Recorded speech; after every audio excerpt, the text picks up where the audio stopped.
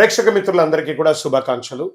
ఫిబ్రవరి నెల రాశి ఫలితాలని మనం తెలుసుకోబోతున్నాం. అన్ని వర్గాల దృష్టి పెట్టుకొని గోచార గ్రహస్థితులన్నింటినీ దృష్టిలో పెట్టుకొని చెప్తున్నాను. జాతకం అనేది పడుతున్న వర్షానికి ఒక్క గొడుగు మాత్రమే కానీ జాతకం జీవితం కాదు. మీరు మిమ్మల్ని నమ్మండి, మీ ఇష్టదైవాన్ని నమ్మండి, మీరు చేయాల్సిన బాధ్యతను ఖచ్చితంగా నెరవేర్చండి. భగవంతుడు మీతోనే ఉంటాడు. మనం ప్రయాణంలో ఒక స్పీడ్ బ్రేకర్స్ ఎలా ఉంటుందో అలా జాతకాన్ని వాడండి. ఈ యొక్క జాతకం ఈ వీడియో మీ యొక్క వ్యక్తిగత జాతకానికి ఒక 30% మాత్రమే వస్తుంది. మీ యొక్క సంపూర్ణ జాతకం మీ యొక్క date of birth, time of birth ద్వారానే వస్తుంది. కాబట్టి జాతకం పడుతున్న వర్షానికి గొడుగు. ముందుగా మేషరాశి వారికి ఎలా ఉంది? ఫిబ్రవరి 2027 మేషరాశి వారికి గ్రహస్థితులు ఎలా ఉన్నాయంటే, గురు భగవానుడు 3వ స్థానంలో, శని 12లో, రాహు 11లో, కేతు 5లో, కుజుడు మంగళుడు మేషరాశి అధిపతి. దీని అంతకంటే అర్థమేంటి? శక్తి ఉంది, అవకాశం ఉంది, కానీ సమయం పూర్తిగా మీ వైపు లేదనేది గుర్తుపెట్టుకోవాలి. ఈ నెల మేషరాశి వారికి పెద్ద శత్రువు ఎవరో తెలుసా? తొందరపాటు నిర్ణయం మాత్రమే.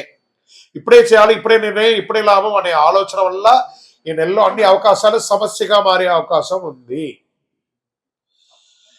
సరే, ఉద్యోగస్తులకి ఎలా ఉంది?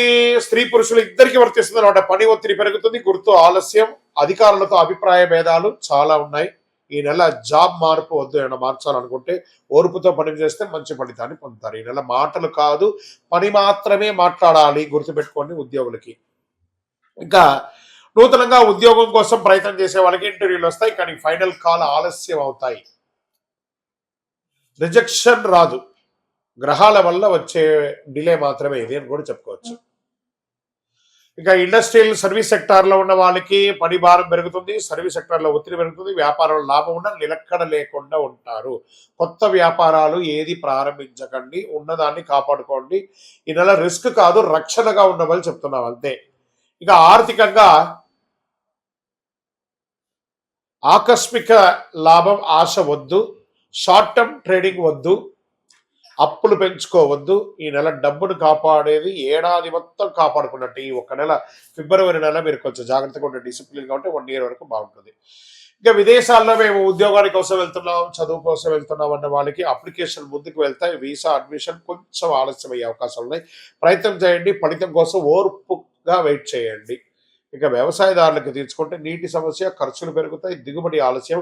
ఈ నెల విత్తనాల నెల, కోత నెల కాదు, బాగా గుర్తుపెట్టుకోండి. ఇక రియల్ ఎస్టేట్ వాళ్ళకి కొనుగోలు లేదు, అమ్మకం నెమ్మదిగా జరుగుతుంది. డాక్యుమెంట్స్ జాగ్రత్తగా, తొందరపడి నిర్ణయాలు ఏది తీసుకోవద్దు. ఇంకా కోర్టు కేసు, లీగల్ మ్యాటర్స్ అంతా వచ్చినప్పటికీ కేసులు ఆలస్యమయ్యే అవకాశాలు ఉన్నాయి. కొత్త కేసులు చేయొద్దు. సెటిల్మెంట్ మంచిది, న్యాయం ఆలస్యం, నిరాకరణ కాదు. బాగా గుర్తుపెట్టుకోండి, బాగుంటుంది.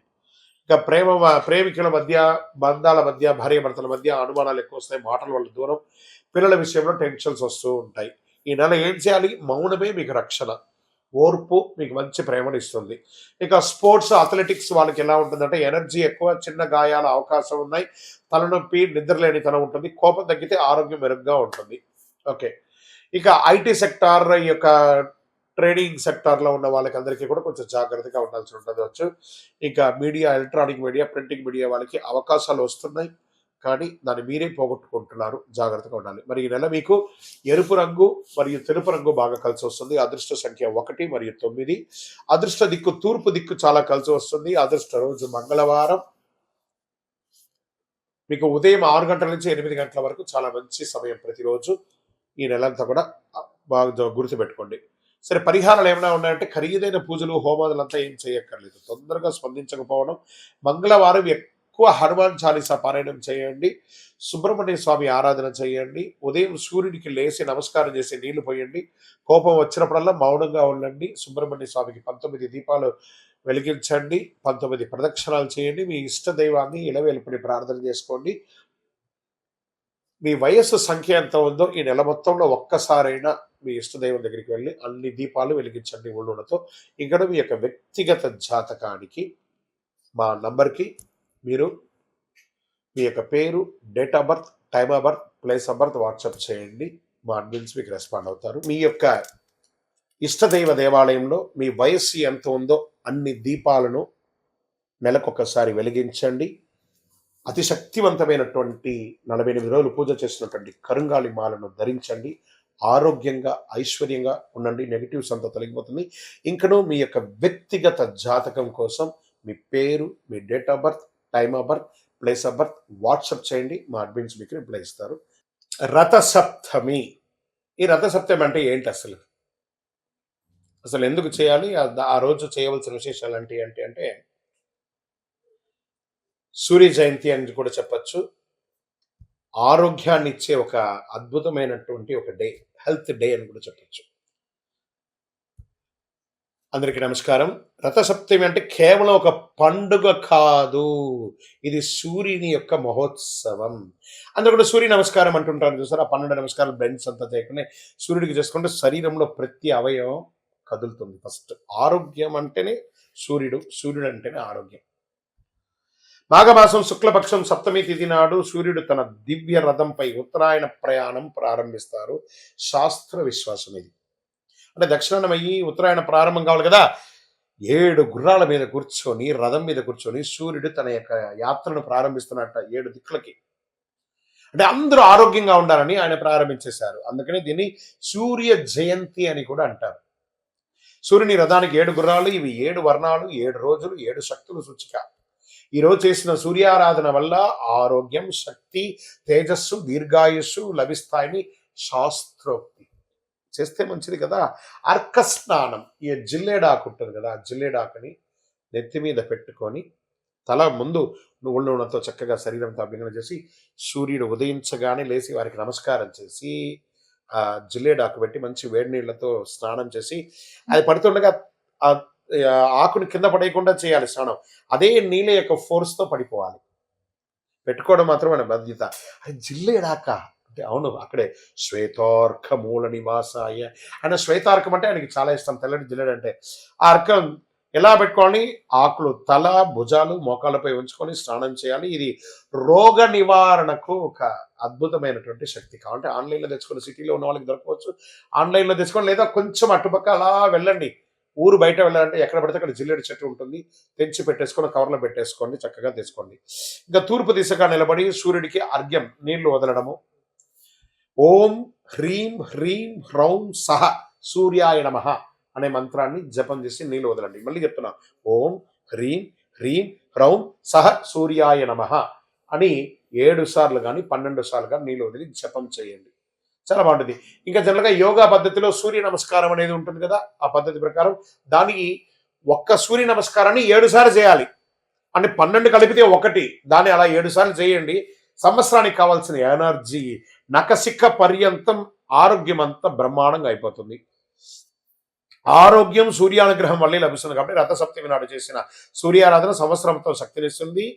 అద్భుతమైనటువంటి విశేషాలను పొందుతా. ఈరోజు ఏం చేయాలి? ఉదయం లేవగానే అద్భుతంగా పెద్దవాళ్ళకి నమస్కారం చేయాలి. మంచి ఒక చెట్టు నాటాలి. ఒక్క చెట్టు అయినా ఈరోజు నాటాలి అని చెప్పడం ఆరోగ్యం. దీంట్లో ఎలా ఉంటుందంటే ఆ రోజు విశిష్టత ఏం చెప్పుకోవాలంటే సూర్య జయంతి కూడా అని పిలుస్తారు. ఆరోగ్యం, దీర్ఘాయుషు, తేజస్సు, మహాశుభదనం, శరీరం నుండి అలసట, రోగ నివారణకు అనుకూలం, పితృదోషాలని తొలగిపోతాయి రేపు కానీ ప్రార్థన చేస్తే. ఉదయం సూర్యోదయానికి ముందే లేచి తూర్పు దిశగా నిలబడి సూర్య నమస్కారాలు చేసి ఏం చేయాలి? మన నైవేద్యం ఏం చేయాలి? బెల్లం పొంగలి, తీపి పొంగలి, గోధుమ, బెల్లం, నెయ్యి ఇవన్నీ కూడా దానం ఇయ్యచ్చు, నైవేద్యంగా పెట్టచ్చు. మహాశివరాత్రి ఫిబ్రవరి 15వ తారీఖున 2026 మహాశివరాత్రి వస్తుంది. ఇంకా శివరాత్రి అనగానే అందరూ దేవాలయాలకు వెళ్ళి అభిషేకారాధన చేసేసుకొని చాలా అద్భుతంగా చేస్తారు కదా. కాస్త దాని గురించి కొంచెం ఎన్లార్జ్ చేసి చూద్దాం. శివరాత్రి ఒక్క రాత్రి జీవితాన్ని మార్చే శక్తి అండి. ఆ శివుడు గరుడకంఠుడు భోళాశంకరుడు మనకందరికీ అనుగ్రహం ఇచ్చే అందరికీ ఒక శుభదినం చెప్పచ్చు. నమస్కారం భక్తులారా. మహాశివరాత్రి అంటే కేవలం ఉపవాసం కాదు, కేవలం జాగరణ కాదు. ఇది మనలో అజ్ఞానాన్ని చీల్చి చెండాడి రాత్రి. ఇది శివతత్వాన్ని అనుభవించే ఒక అద్భుతమైనటువంటి రాత్రి అని కూడా చెప్పచ్చు. శివరాత్రి ఎందుకు అంత ప్రత్యేకమో, ఈ ఒక్కరోజు ఎందుకు జీవితానికి కీలకమో, నిజంగా శివుడు ఏమి ఇస్తాడో మీకు స్పష్టతగా అర్థమవుతుంది ఈ వీడియో పూర్తి చూస్తే. శివ అంటే శుభం, రాత్రి అంటే అజ్ఞానం. ఆ యొక్క శుభాన్ని ఇచ్చే శివుడు అజ్ఞానాన్ని ఇచ్చే ఆ రాత్రిని తొలగించే రాత్రి శివరాత్రి. అజ్ఞాని నశించి శుభతత్వం వెలుగులోకి వచ్చే రాత్రి. ఈ రాత్రి శివుడు పుట్టినరోజు కాదండి, బాగా గుర్తుపెట్టుకొని, వివాహం జరిగిన రోజు మాత్రమే కాదండి, ఇది మన చైతన్యాన్ని మేలుకొలిపే రోజు కూడా. ఈ రాత్రి ఎందుకు అంత శక్తివంతమైనదంటే, పురాణాల ప్రకారం మహాశివరాత్రి నాడు భూమి, ఆకాశం, బ్రహ్మాండ శక్తులు ఒకే లయలో ఉంటాయి. మన శరీరంలో శక్తి సహజంగా పైకి ప్రయాణిస్తాయి. అందుకే ధ్యానం సులభం, మంత్ర జపం ప్రభావవంతంగా ఉంటుంది, మనసు నిశ్శబ్దంగా ఉంటుంది. ఇది భక్తి కాదు, శరీరం మనసు యొక్క శాస్త్రం అని కూడా చెప్పచ్చు. శివలింగం రాయి కాదు, దీని గురించి తెలుసుకోవాలి అందరూ కూడా. అది ఆకారం లేని పరమతత్వానికి చిహ్నం, సృష్టికి మొదలు, అనంతం లేని ఒక తత్వం అని కూడా చెప్పచ్చు. అభిషేకం చేయడం అంటే ఏంటిది? నీటితో మన అహంకారాన్ని కడగడము, పాలతో మన కోపాన్ని చల్లార్చడము, బిల్వపత్రంతో మన కోరికలను అర్పించడము. అందుకే శివుడు కోరేది వస్తువులు కాదు, మార్పు. ఓం నమ శివాయ అనే ఒక మంత్రాన్ని, పంచాక్షరి మంత్రాన్ని ఎంత వీలుంటే అంత జపం చేయండి, అంత బాగుంటుంది. ఇంకా ఉపవాసం ఎందుకు చేస్తారు? మీ యొక్క జీర్ణక్రియలన్నీ కూడా అద్భుతంగా క్లెన్స్ అవుతుంది, శరీరాన్ని తేలిక చేస్తుంది, ఆలోచనలు శుద్ధి చేస్తుంది, ఆత్మబలాన్ని పెంచుతుంది. అందుకే ఈరోజు ఉపవాసానికి ప్రత్యేక శక్తి ఉంది. ఉపవాసం అంటే నేను ఉపవాసం అని చెప్పి బాదం పాలు 1 లీటర్ తాగడం, రకరకాల పండ్లు తినడం కాదు. ఉపవసించడం, స్వామివారి నామస్మరణతో భగవంతుడికి దగ్గరగా వసిస్తూ ఓం నమ శివాయ, ఓం నమ శివాయ, ఓం నమ శివాయ. ధనుర్మాసంలో వైకుంఠ ఏకాదశి గాను, మాఘమాసంలో చక్కగా శివరాత్రి గాను 1 నెల రోజుల గ్యాప్లో 2 ఉపవాసాలు ఉండడం వల్ల ఆరోగ్యం, ఎప్పుడైతే ఆహారం పడదో శరీరానికి, ఆటోమేటిక్గా ఆరోగ్యం అనేది క్లెన్స్ అవుతుంది, ఒక ఓవర్ ఆయిల్ లాగా అయిపోతుంది, ఆత్మబలాన్ని పెంచుతుంది. జాగరణ ఎందుకు చేయాలి మరి?